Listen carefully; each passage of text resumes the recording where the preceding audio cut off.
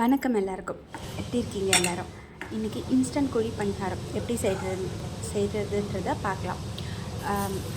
ஒரு 1/2 கப் கோதுமை மாவு, 1 கப் இட்லி மாவு இருந்துச்சுன்னா அது 1 கப், அதுக்கப்புறம் ஒரு 1/4 கப் அரிசி மாவு, உப்பு தேவையான அளவு, அவ்வளோதான். இது நல்லா போயிட்டு கலக்கிட்டு, மாவை நல்லா கலக்கிட்டு, உங்களுக்கு இட்லி மாவு இல்லைன்னா 1 கப் தயிர் அதோட ஆட் பண்ணி நல்லா கலக்கிட்டு, அதுக்கப்புறம் நம்மளுக்கு தாளிக்கிறதுக்காக கொஞ்சம் எண்ணெய் போட்டுட்டு எண்ணெயில் கடுகு, அதுக்கப்புறம் 1/2 கப் பொடியை நறுக்கின வெங்காயம், கேபேஜ் 1/2 கப் பொடியை நறுக்கினது, கேரட் 1 துருவினது, ஒரு பிஞ்ச் ஆஃப் இஞ்சி துருவினது, அதுக்கப்புறம் கறி லீவ்ஸ் அதையும் நான் துண்டாக நறுக்கி போட்டுட்டு, அதுக்கப்புறம் கொத்தமல்லி இலை அதையும் நல்லா நறுக்கிட்டேன்.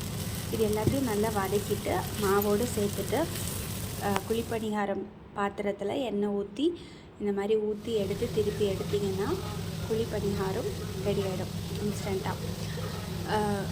காலையில் டிஃபன் எங்கள் வீட்டில் இதுதான், வித் கார சட்னி. குழிப்பணியாரம் உங்கள்கிட்ட மாவு இல்லைன்னா, இட்லி மாவு இருந்தால் கூட அதுலேயும் செய்ய முடியும், இல்லைன்னா இந்த மாதிரியும் செய்ய முடியும். குயிக்காக ரெடி ஆகிடுச்சு குழிப்பணியாரம். உடம்புக்கும் காலையில் டிஃபனுக்கு நல்லது. நீங்களும் சாப்பிட்டு என்ஜாய் பண்ணுங்கள். நன்றி. அடுப்பு எப்போதுமே சிம்லேயே வச்சு இதை வேக வைக்கணும், ஹையில் வைக்க வேண்டாம். நன்றி.